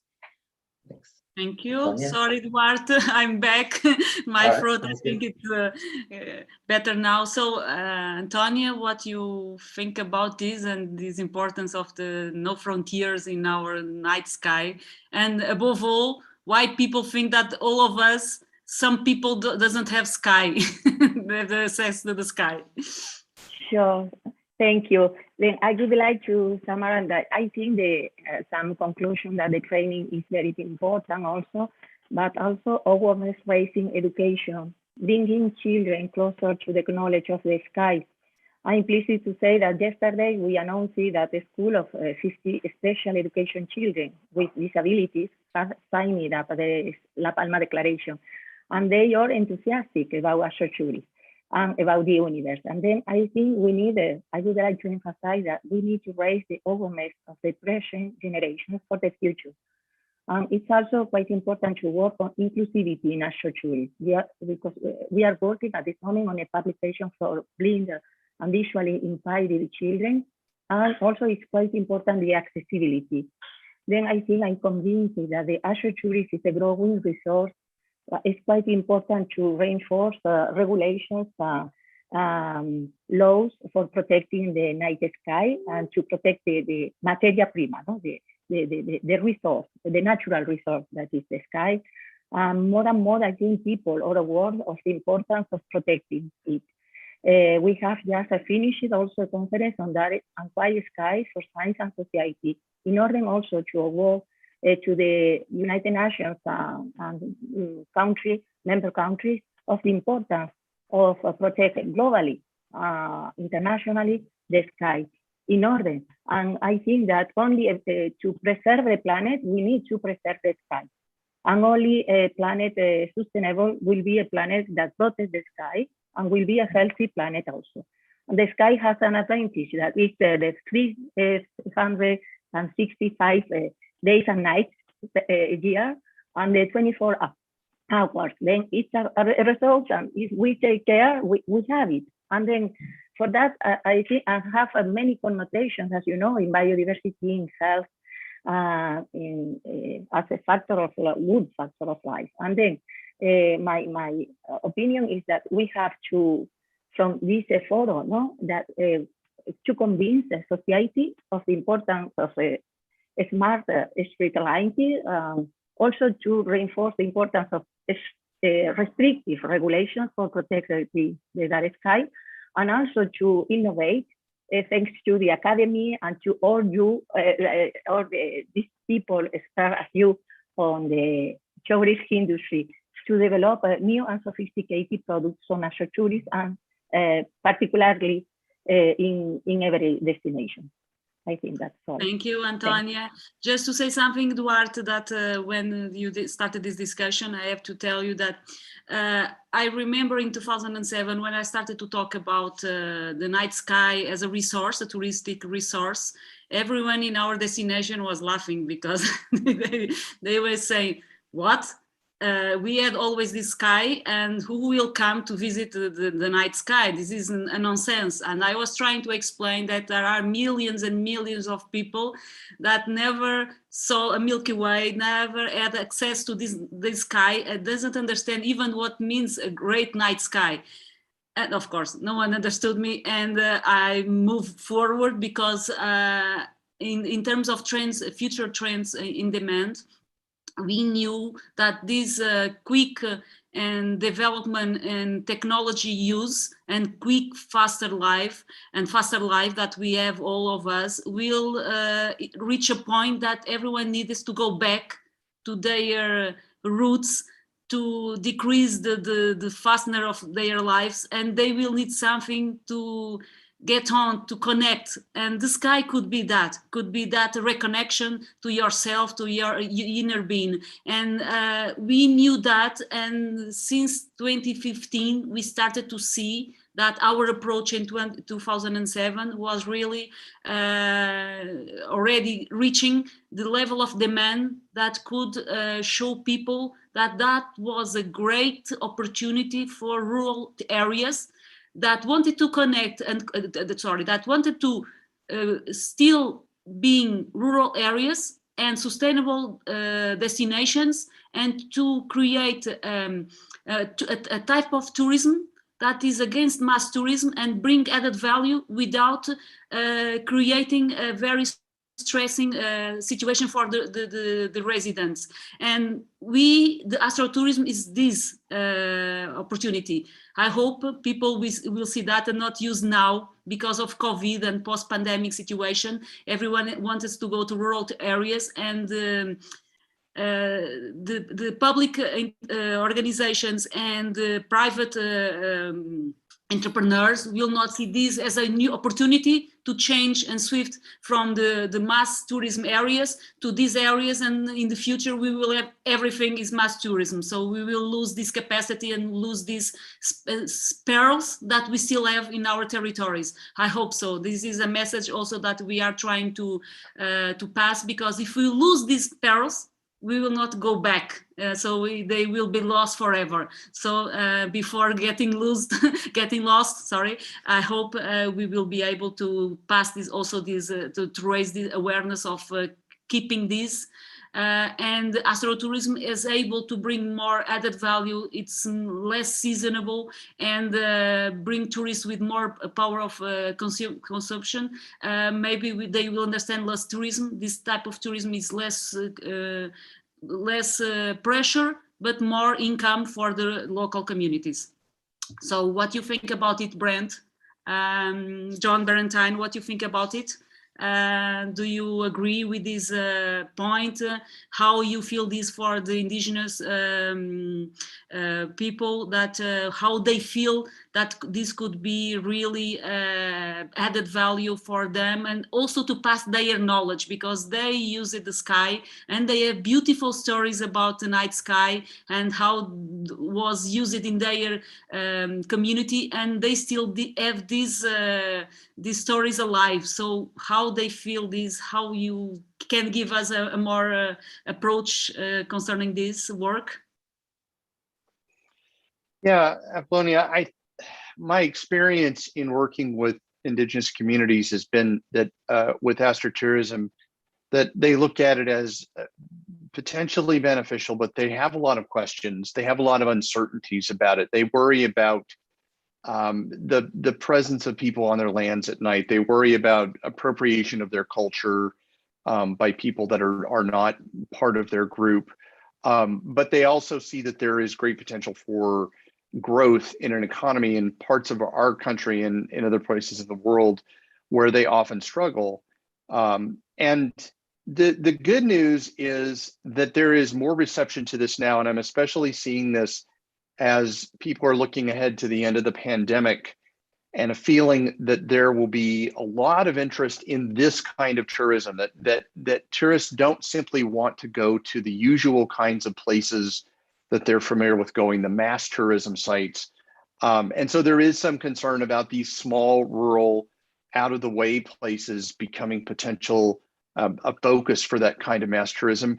And then as a consequence of that, we are concerned that that will bring with it the infrastructure of lighting, and that it will ultimately begin to threaten the very resource that people are coming to see. And it seems to me that one of the challenges or the unanswered questions is, for communities that want to pursue this, how do they grow it sustainably? And by that, I mean, how do they provide the capacity for tourism, for people coming to see the night sky, without adding so much light that it begins to erode away the value of the object of the tourism? And we need more academic study of that, and we need more field experience to know how to grow this sustainably. Yes, thank you, John. And I have to tell you that, for example, when we started the Dark Sky Party that Miguel mentioned, the first one was in 2012, and we have 45 people, 4 or 5. So you can imagine it was the very beginning. And the last one we did in 2019, we had almost 2,000 people in 2 nights. And I have to say, what happened in 2012, people were quarreling about and were angry because it was a party at night without lights. So it was really the concept we wanted to promote. We are in the dark sky place. We are working for decreasing the light pollution. We will do it as our objective, as what our mission at the dark. So some red lights, just that for helping people going there. Now, and people were using the mobiles to the light of the mobiles. Now, since 2018, 2017, if you switch on a mobile phone, everyone will quarrel about it. And we have much more people, and they wanted to be at night. They wanted to embrace the darkness, while before it was the contrary. So it was something that we understood from all the work we did from raising awareness of the night sky and the darkness, that people started to feel that and embrace it. Of course, it's a long way, because if people that visiting us are aware and are feel the importance of the light, the decrease the light pollution. The problem is the elderly people that live in these areas, rural areas, that they took long time to have light, to have electricity. Now it's like going back. So it's like some kind of social demographic situation that we have to deal. And the other thing is the public organizations. It's easier to give light than to take out the amount of light they gave in the past. So. But I think with equilibrium and knowledge, and academia here can help us to move forward. We can teach, raise awareness, and embrace the residents in the benefits that light pollution, the decreasing light pollution, can bring also to their normal lives. So this is what we are doing. It's a hard mission, and to develop a destination under a model of sustainable development and fighting light pollution is a huge task, because it's to raise awareness and be all the time fighting against small things, small acts of terrorism, light terrorism that we are facing in our territory. It's really, really complicated. Without rules that prevent the increase of light pollution, it's really hard work to keep it. So I don't know if Professor Aurea wants to say something more. Oh, Giovanni, you are so quiet. What do you think about it? You are coming from the academia too.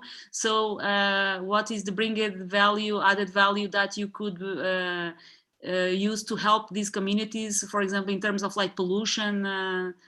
Say what you think about it, Giovanni. Yes, I was thinking about the party in the darkness. I think it's a very nice idea.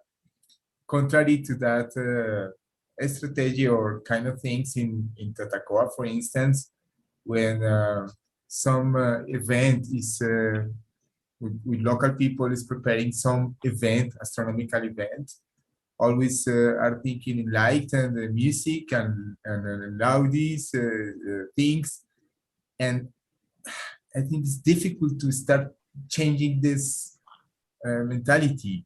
But I think a first step could be this party in the darkness. I think it could be very nice. And yes, as I mentioned, I'm not an expert in tourism, but I'm learned a lot hearing, listening of you, and I have new ideas, and as a new air to give to people of Tatacoa with new things we can do in order to continue to protecting the dark skies. We have a nice thing there, is that it's a very a place, site is far away from sources of light pollution. That is good, it's very good. But when people join together to do activities concerning to the astrotourism, I think the light pollution coming from cars, from houses, has not the proper levels. I mean, it's a thing that we want to deal in the next close future. That's You all know, about Giovanni. it. Yes, you know, Giovanni, it's that concerning what you said about the party, and you say that is an opportunity, but people goes and do it with light. You have to know that as we work, as my side is from tourism, and if we are developing a destination, we have to be real, and if you want something with quality, we have to keep the mission in every single activity we do. And in our case, when we started the Dark Sky Party, of course, everyone was, I mean, all our partners were thinking, what is going on? Because why this is all in dark? And I said, this is the concept. The concept is to have, and we have music, we have concerts, we have talks, inspirational talks, and then we have the night observations, but all in the most pure darkness. We have a restaurant working, I mean a takeaway restaurant, so we have all these facilities like in a festival, everyone you can find, at darkness. Our partners are obliged to work it at darkness. So we did that. Of course, we started with, as I said, 45 people because it was strange for everyone. But now, you know, something very interesting. We can have stars, people that are known in our country, in our parties, and no one knows about it. So it is a very good way for people to embrace an activity. These people that are aware from the public, that can be in our activities and no one knows it, and they are freely going through all the audience. So it was a very interesting thing that we started to see in our parties. But what I wanted to say is that when you have the mission and you have the objective and you have the view, you have to start. I mean, we always make an equilibrium, but we have to be aware and sure and available always to go with our mission. So we stated that Dark Sky Party should be in the darkness, and we move forward with it until the moment people understood it. If we start with 45, then 100 people, then 120, there's no problem. The question is that you cannot, I mean, you have to be, you have to show people how to do it right, even if you have few people before, you know, connected and participating. But we have to be, to show them the way and showing them, involving them in the way you wanted to do. It's at dark, and I have to tell you that we have two other destinations in the north and center of Portugal. And sometimes when they think in an activity, I reach there and say, "What? No! These lights have to be out. You paid for these lights, but this is a dark sky activity, not with lights. So switch off the lights." So do you see that is a question? Even with the people working with us, sometimes they tend to do the things with lights. No. It's dark. Vanya,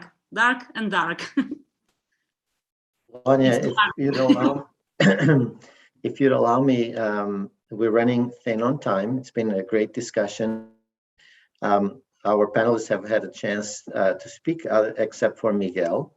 And yes, Miguel, if I can put you on the spot for having you make a comment, I'd like to suggest an issue. It seems to me that light is a more contentious issue than many people would imagine.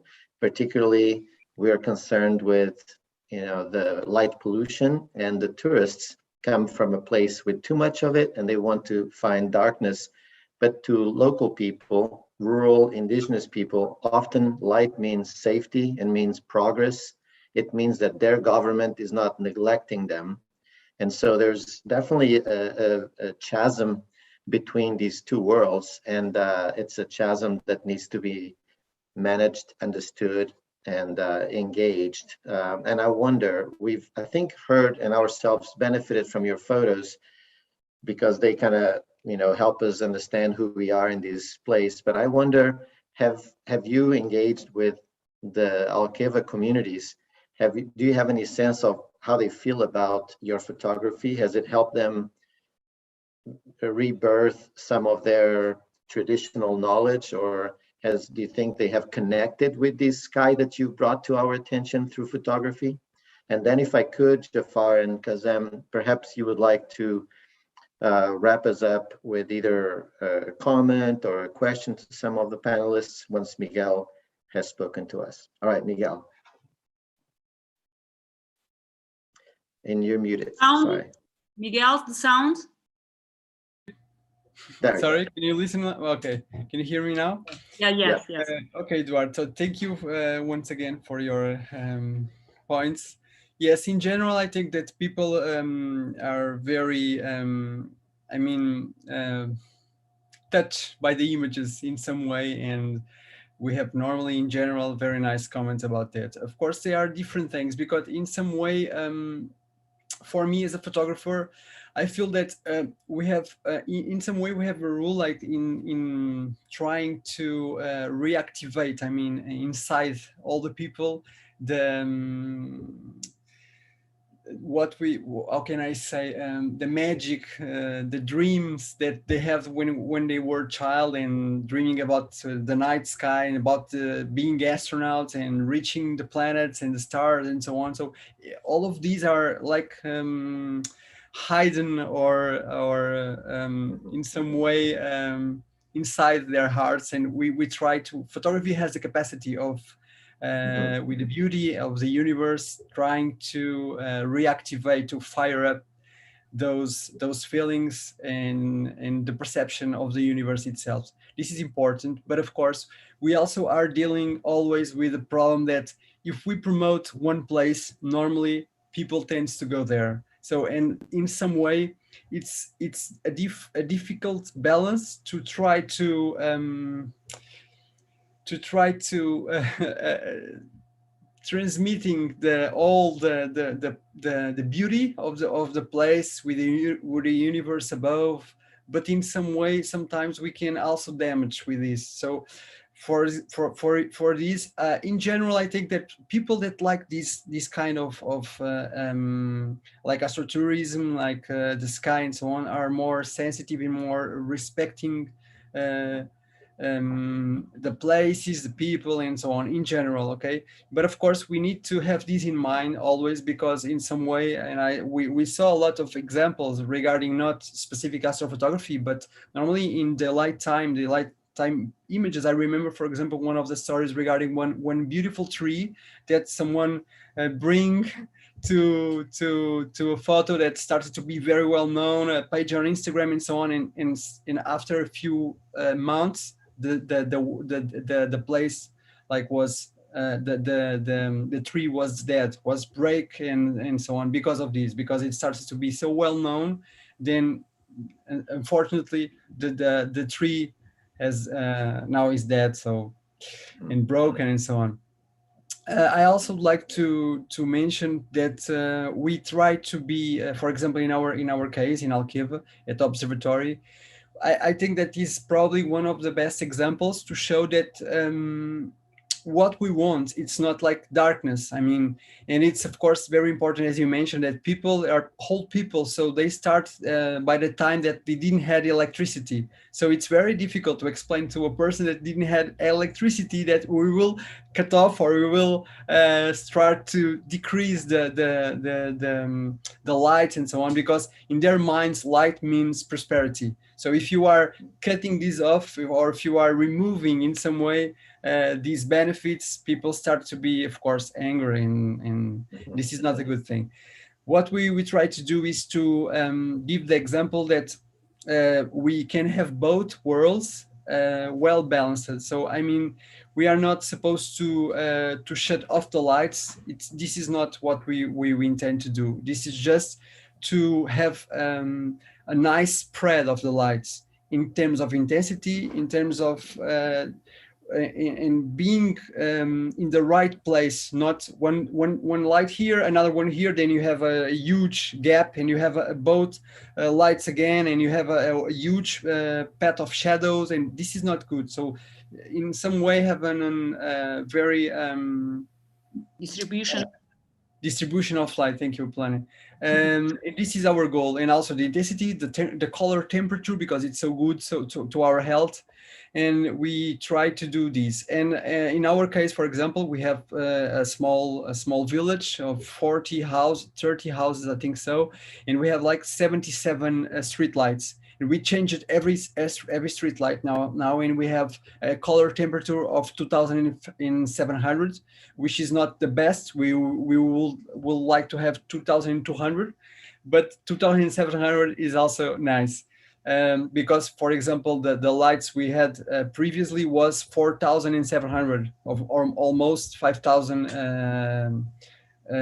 kelvins in color temperature, which is not good because they have a huge intensity in blue in the wavelength, and this disturb our processing of produced melatonin and the sleep and everything. So we changed these, and now we have enough light to illuminate and people feel safety in the roads and the streets, but also to not disturb our capacity of observing the stars and so on. A good example is that you even when you reach the place and go out from your car, for example, you can immediately see the Milky Way, but with your eyes, even of not being adapted yet with the normal process of being 20 to 30 minutes under the darkness, you can see it immediately.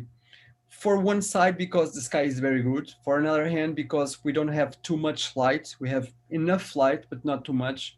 And this is the most important thing that we can try to replicate in other areas with this. Of course, in some way. Miguel, sorry, just to say that was a work of CIMAC, this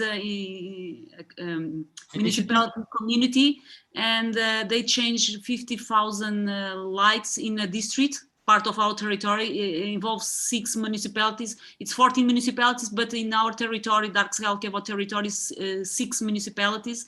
And like it happens in Cumiada village, where we have the observatory, they have self-management, tele-management, well, I don't know in English the name, means that we can decrease or increase the flux in each light, so we can decrease the flux when we start our observations, night observations. So this is a way of keeping the light the people need during the usual the starting night activities, going to home, going to the restaurant, whatever. But since we started our nighttime activities, the decrease of light permit us to have a great night sky and still security for people and goods. Sorry, Miguel, it's just to say that because when you say we, and the people could think that it was us doing this, changing, it was CIMAC authority that made this special, fantastic work. Well, just to finish, related to the images, I think that we also have in some way a rule in, for example, trying to reach people in the way that we live in the sky without boundaries. So we start to speak on this, Edward, and we try to spread this idea that this is a sky without boundaries. So, and this is also our line for '1 for the World at Night project at the Planet at the beginning. Say that I was involved too. And the photos has this capacity, and also to touch people, and I think that is an healthy also an healthy hobby for the ones that would like to join us and start to shooting the night sky and so on, because you are in contact with the nature and also respecting the surroundings. And just would like to add that Eduard said that people normally feel like small when we see the pictures and so on. But I think that I normally say this to people when they say that is, I think we should feel bigger, because having the capacity of recognize this greatness is big. You know what I mean? when we have this, we are like being small gods, because we are appreciating the heart, we are appreciating the beauty, and the beauty is everything. Because in the universe, you know that mathematics and everything is perfect in some way. Even when you found some chaotic things in the universe, they are perfect in time, in everything. So when we are recognizing this beauty, this perfection, these mathematics, you know, this in some way we are recognizing a higher level of intelligence. You know what I mean with this. So in some way, I think that was just this small point that I would like to add. Thank you, Miguel. Well, Now, this is Jafar. Yes, Jafar Kazem, we have just a couple of minutes if you would indulge us with your thoughts on what we've been discussing. Well, thank you very much. Yes, we have we are running. We have already run out of time. I can summarize the whole webinar into one word. Wow, this was really amazing presentation. And another way I can summarize is the enthusiasm of each of the speakers, each of the panelists. Just the last one we had, Miguel. It was all enthusiasm in his words. You know, he was exerting energy. I mean, that each one of you did that very well. Thank you very much for the contribution. I remember right at the beginning, Apollonia said, "Well, this is just an appetizer." And you're absolutely right.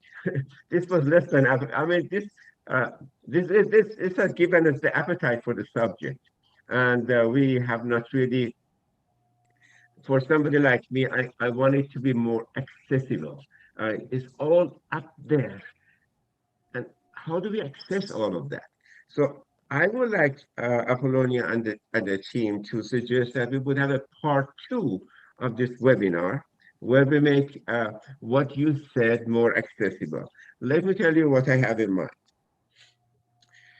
For example, on Dawn on Earth, when we go on sightseeing, we purchase a package of half a day or 1-day tour. And the people, the tour guides, I was a tour guide myself, we make Dawn to Earth, we make it accessible to people.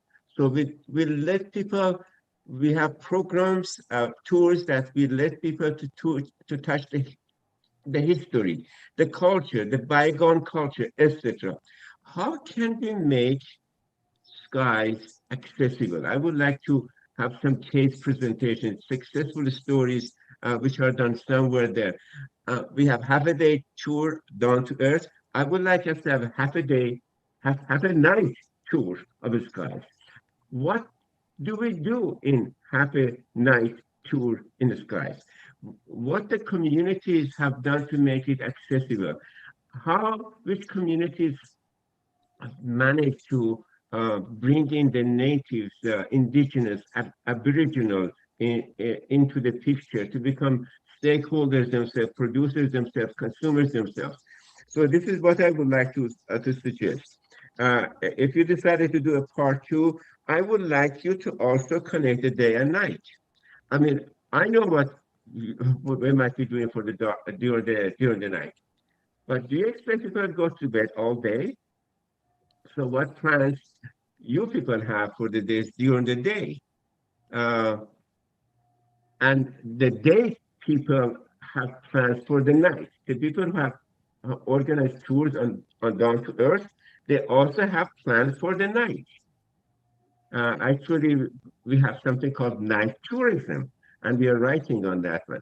So we would like you to think about what would be your day tourism, because you are telling us about your night tourism. So that would be something wonderful to do. And another thing I would like to suggest is the skies would reveal themselves, especially in deserts. And I would like to see a connection between night tourism, astrotourism, star tourism, and desert. I have experienced that, the desert that I'm talking about. That is where I heard the silence. That is where I heard the stars blinking.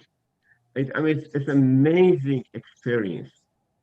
So I would like to see a connection between dark skies and desert. And so if you agree, we can work on the second part of this one. And I even have a theme for it, that we promised people that the next webinar will keep them in the dark. So, so we would make it very interesting for everybody. And Apollonia, thank you very much. I would like to say that you are the queen of dark sky. Thank you very much. You are very kind. You are very kind. I'm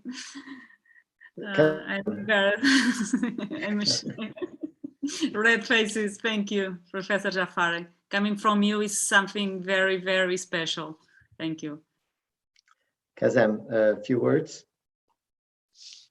Thank you very much. I also don't know how to summarize because Jafar said everything, and it was really amazing. It took me back to my old days, or maybe very, very young days when I was born and raised in a city in the middle of the desert. Yazd, the city in Iran, the whole city now is a World Heritage town or city. I remember just to avoid the heat in the summer, we used to sleep in the rooftop, and every night was astrotourism for me. I still remember the field trips in my secondary school, I think, that we used to go to with other kids to the desert and finding our way to north and south through the position of the stars. And we couldn't we couldn't afford to do a mistake, otherwise we would be lost in the desert. So we were very careful to know the stars, to find our way in the star position and directions. And what I want to also suggest that we can go beyond this subject is actually the stars and astrotourism itself is the subject and is beautiful, but without a community to support the security and safety, it's not possible. And we should understand that wherever you have a beautiful sky, we can't think of astrotourism if we don't have supportive community and people who are around us, because it's in the dark, as you said. And when it is dark, it's not the daytime. So we should be much more free-minded who create this astrotourism environment. And this is the requirements or the prerequisites of astrotourism that is really important. So we have to talk about people, the community, and their traditions or so on. So how to involve people that they can benefit from astrotourism, and what will be the inclusive astrotourism and community, because this is a smart community webinar, and we are going to bring the community to tourism and share the benefit. Thank you so much again, and I'm your loyal customer if you have the next volume of your series. Thank you so much. Thank you. Thank you so much.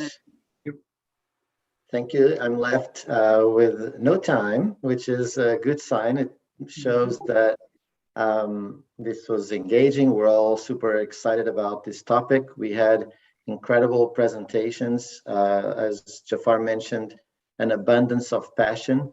And I feel I apologize for my role of keeping you constrained with time and space on slides, but there's the sliver of interest of doing a second version of these webinars so we can delve a little deeper into the wonderful work you do. in the short term, I wanted to point you to our next webinar from this series focused on Arab tourism. And I also selfishly want to point out that in December, we will be hosting another webinar. I'm involved in this one, and it'll bring some perspectives from the United States on just overall the gig economy, on how people are pursuing a little bit of tourism business as part of a more complex livelihood using web platforms and micro-entrepreneurship. So that's it for this webinar. I thank everyone for presenting and engaging, and I hope that you know that Scott will be disseminating this webinar far and wide through social media. I invite everybody else here to do the same, and we'll reconvene again face-to-face or virtually, I'm sure, in the near future. Thank you, everybody.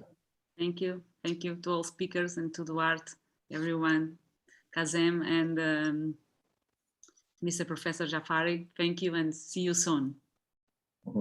Thank you. Goodbye, everybody. Hi, thank you. Thank you.